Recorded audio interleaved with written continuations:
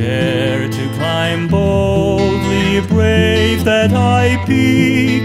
You'll never know failure if bravely you seek.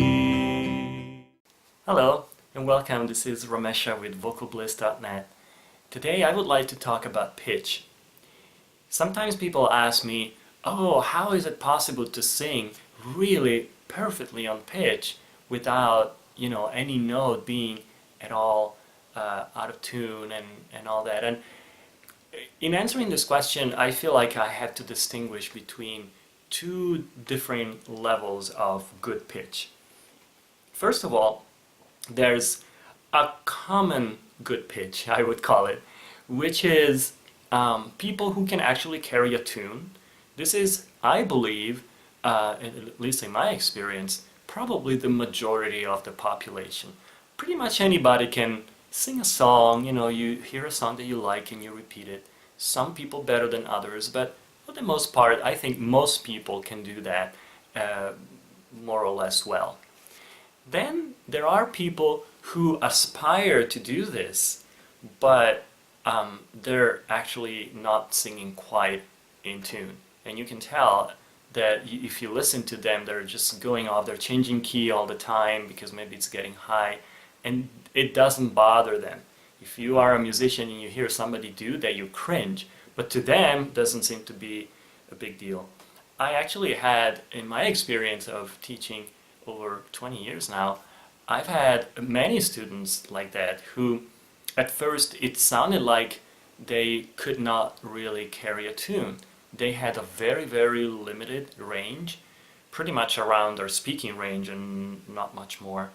And it took some doing to help them develop their voice and pretty much stretching their vocal muscles to the point where they could increase that range a little bit and be able to follow a melody and then actually sing.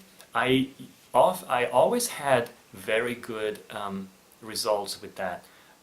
People who sounded almost like they could be tone deaf, if there's such a thing, which I'm not convinced, but that's a whole nother topic. They were convinced they couldn't sing, and they told me, I don't think I can do it. I think I'm tone deaf.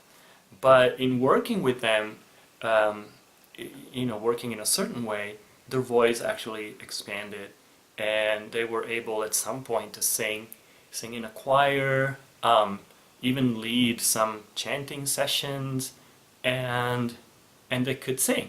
I mean, they never became, professional singers, but they could sing with a lot of satisfaction. So it is teachable that way, and that's the first level, I would say, of good pitch, where you're able to carry a tune, and maybe it's not perfect all the time, but you can sing, and you can follow a group of singers and sing along and not stick out.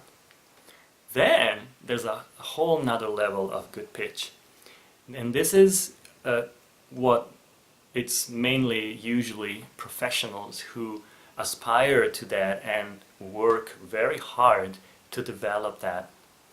And that goes even beyond vocal technique. See, to some extent, as you develop your voice here, you're more able to hit notes perfectly, and therefore your pitch improves. However, it's not just about developing your vocal muscles, it's also about developing your musical ear. And in this sense, I think that my training as a violinist played a major role more than my training as a singer. Because, I don't know if you're not familiar with violin and string instruments in general, like cello, viola, double bass, these instruments, unlike the guitar, have no frets on the neck. So the neck doesn't have those bars that tell you this is where you should place your finger. There's none of that. It's just the fret. And so one of the difficulties of those instruments is that you have to learn just by feeling every position. You have to learn where to place each finger in order for that particular note to be in tune. Because if you move the finger even just a millimeter or even less, the sound is not in tune anymore. So you can see what kind of precision it's required to play those instruments well, and this is why they're considered among the hardest instruments to learn.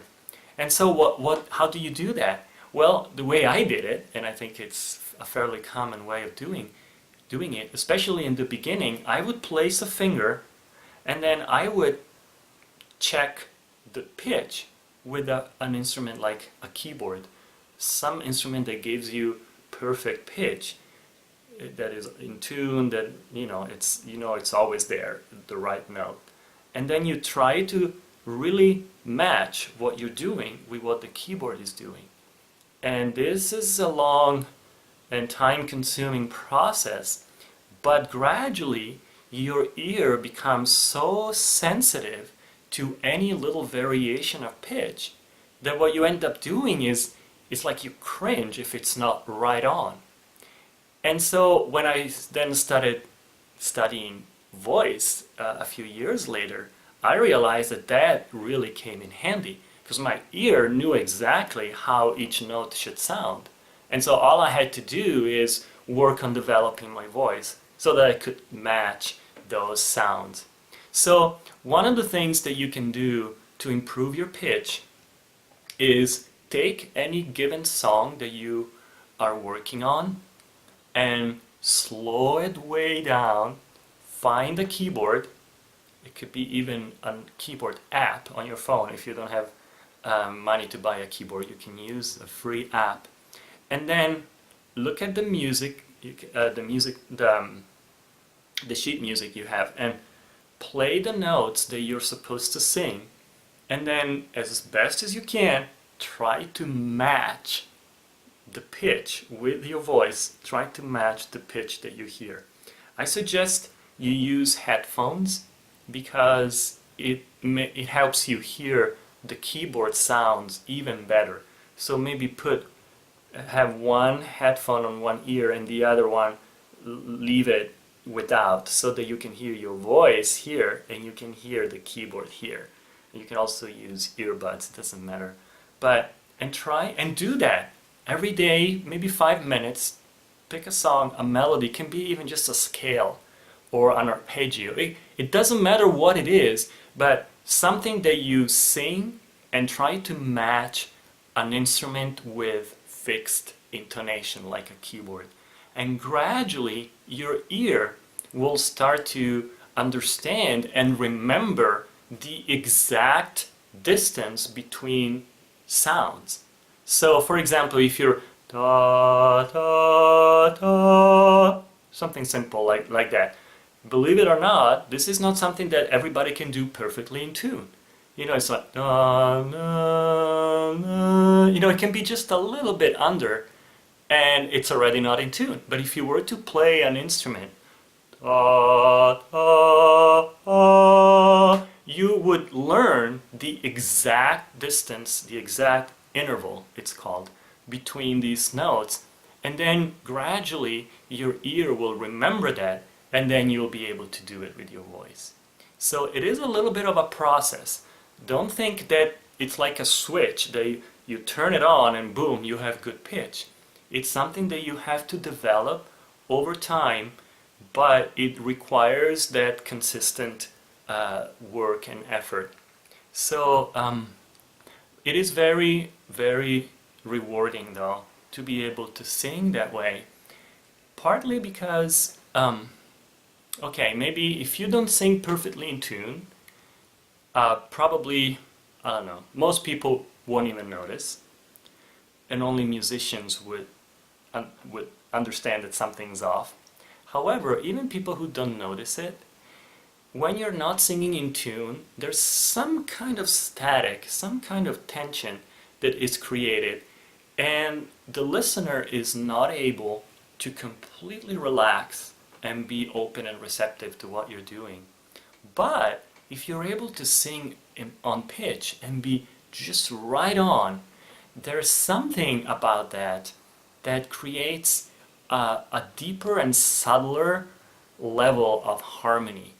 And people feeling that harmonious combination of sounds are able to relax and open and be receptive, and a receptive audience is what you want to have. You don't want an audience that is distracted. You want to be able to reach them where they are. And so singing on pitch with really good pitch is very important, not just from an auditory point of view, but also for subtler reasons than that.